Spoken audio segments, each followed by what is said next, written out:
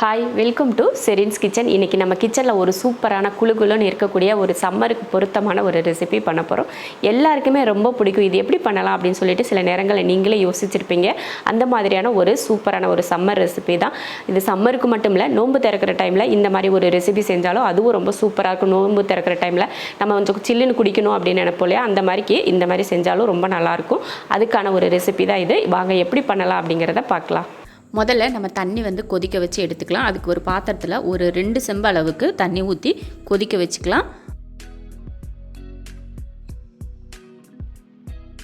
தண்ணி நல்லா கொதிக்க ஆரம்பித்ததுமே நம்ம அடுப்பை ஆஃப் பண்ணிடணும். அடுப்பை ஆஃப் பண்ணிவிட்டு அந்த ஒரு மாதிரி அந்த முட்டையாக வரும் பார்த்திங்களா, கொதிச்சு அதை அடங்குற வரைக்கும் நம்ம வெயிட் பண்ணணும். 1 நிமிஷம் கிட்ட நீங்கள் வெயிட் பண்ணிவிட்டு அதுக்கப்புறமா பார்த்திங்கன்னா ஒரு பவுல் வச்சுக்கோங்க.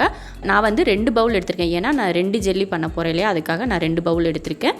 அதில் ஒன்று மேங்கோ ஃப்ளேவர், இன்னொன்று ஸ்ட்ராபெரி, ரெண்டுமே போட்டுருக்கு. அதை தனித்தனியாக நம்ம போட்டுக்கலாம். அது கூடவே ஒரு சின்னதாக ஒரு வெள்ளை கலரில் ஒரு பாக்கெட் கொடுப்பாங்க, அதையும் சேர்த்து அது கூடவே நம்ம சேர்த்துக்கணும்.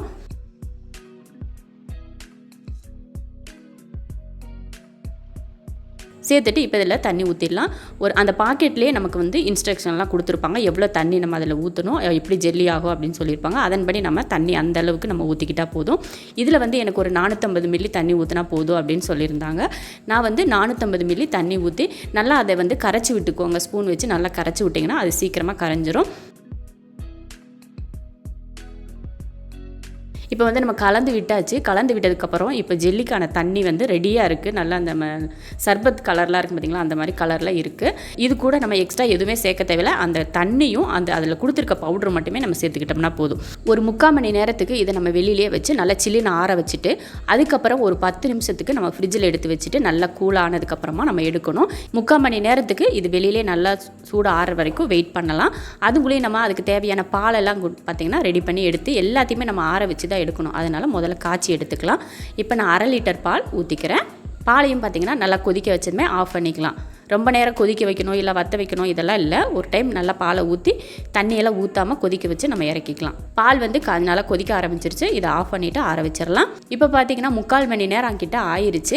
ஜெல்லியும் பார்த்திங்கன்னா நல்லா கெட்டி பக்குவத்தில் வர ஆரம்பிச்சிருச்சு. இந்த டைமில் நம்ம ஃப்ரிட்ஜுக்குள்ளே எடுத்து வச்சிடலாம். ரொம்ப நேரம்லாம் வைக்க தேவையில்லை. ஒரு 10 நிமிஷம் 15 நிமிஷம் நம்ம ஃப்ரிட்ஜுக்குள்ளே வச்சுருந்துட்டு எடுத்துக்கலாம். இப்போ ஜெல்லியை நம்ம ஃப்ரிட்ஜுக்குள்ளே வச்சாச்சு. அடுத்து ஒன்று ரெடி பண்ணணும். நம்ம ஜவ்வரிசியை வேக வச்சு எடுத்துக்கலாம்.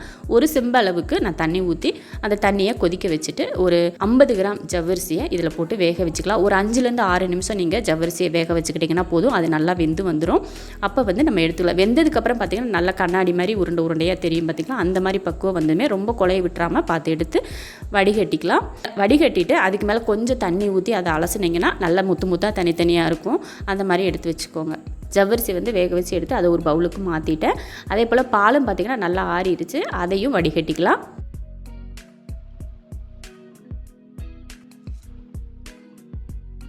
வடிகட்டி எடுத்தாச்சு. அதில் ஒரு 2-3 ஸ்பூன் அளவுக்கு சர்க்கரை சேர்த்துக்கலாம். உங்களுக்கு இனிப்பு எந்த அளவுக்கு தேவையோ அந்த அளவுக்கு நீங்கள் அதில் சர்க்கரை சேர்த்துக்கோங்க. சர்க்கரை சேர்த்ததுக்கப்புறமா உங்கள் வீட்டில் ரோஸ் எசன்ஸ் இருந்துச்சுன்னா அதை ஒரு 2 ட்ராப் விடுங்க போதும். நம்ம இது 2 கிளாஸ் பால் அளவுக்கு தான் எடுத்துருக்கோம். அதனால் ரோஸ் எசன்ஸ் அதிகமாக சேர்க்க தேவையில்லை. ஒரு கிளாஸ்க்கு 1 ட்ராப் இல்லைன்னா 2 ட்ராப் அளவுக்கு நீங்கள் சேர்த்துக்கிட்டிங்கன்னா போதும். கலர் அதிகமாக இருந்தாலும் பார்க்குறதுக்கு நல்லா இருக்காது. இப்போ நம்ம எசன்ஸ்லாம் போட்டு கலந்து வச்சாச்சு. இப்போ கொஞ்சம் சப்ஜா சீட்ஸ் ஊற வச்சுக்கலாம். ஒரு ஸ்பூன் அளவுக்கு சப்ஜா போட்டுட்டு அதில் கொஞ்சம் தண்ணி ஊற்றினோம்னா அது நல்லா 1 நிமிஷம் 2 நிமிஷத்துலேயே ஊறி வந்துடும். அதையும் ஊற வச்சு எடுத்துக்கலாம். எல்லாமே பார்த்திங்கன்னா எல்லாமே ரெடியாக இருக்குது. பால் ரெடியாக இருக்குது, சப்ஜா ரெடியாக இருக்குது, அப்புறமா ஜவ்வரிசி ரெடியாக இருக்குது, ஐஸ் க்யூப் ரெடியாக இருக்குது. நம்ம ஜெல்லியும் பார்த்திங்கன்னா 15 நிமிஷம் ரெடி பண்ணி அதையும் எடுத்துகிட்டு வச்சுட்டோம். எல்லாமே ரெடியாக இருக்குது. இப்போ ஜெல்லியை நம்ம கட் பண்ணிக்கலாம். இந்த மாதிரி ஒரு கத்தி எடுத்துகிட்டு நீங்கள் கீரல் போட்டிங்கன்னா சூப்பராக அப்படியே கொலன்னு வரும். நல்லா நம்ம எடுக்கிறதுக்கும் அழகாக இருக்கும். பார்த்திங்கன்னா ஸ்பூனில் எடுத்து பார்த்தா அவ்வளோ சூப்பராக இருக்கும். இந்த மாதிரி நீங்கள் கத்தியில் வரி போட்டுக்கோங்க. அப்போ தான் நம்ம ஸ்பூனில் எடுக்கிறப்போ தனித்தனியாக இருக்கும். அப்போ தான் நம்ம கிளாஸில் மாற்றுறப்பையும் நல்லா பார்க்குறதுக்கு அழகாக இருக்கும். இப்போ நான் 2 ஜெல்லியுமே நல்லா கட் பண்ணி எடுத்து வச்சுட்டேன். இப்போ எல்லாத்தையும் நம்ம கிளாஸில் சேர்த்துக்கலாம். ஒரு கிளாஸ் எடுத்துகிட்டு அதில் ஒரு 4 ஐஸ் க்யூப் சேர்த்துருக்கேன். அதுக்கப்புறமா பார்த்திங்கன்னா அந்த ரோஸ் கலர் ஜெல்லி இருக்குது பார்த்திங்களா, அதை ஒரு 2லேருந்து ஒரு 3 ஸ்பூன் அளவுக்கு சேர்த்துக்கலாம்.